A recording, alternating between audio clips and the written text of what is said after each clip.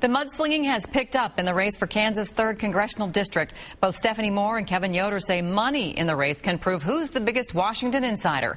Amy Holly has more in our Democracy 2010 report.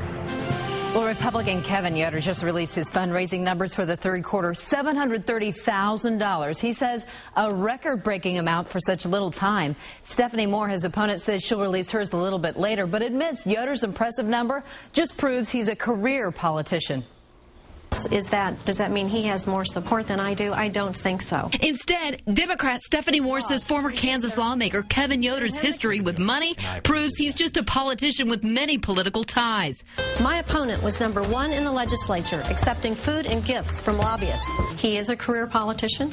He does know how to do this as far as getting contributions from different people. But Kevin Yoder says Stephanie Moore, whose husband has held the 3rd congressional seat for 12 years, has bigger ties to Washington. He bought the internet domain name Stephanie Moore and put his claims on a web ad. She says she lives in Kansas, but here's her townhouse on Washington's Capitol Hill.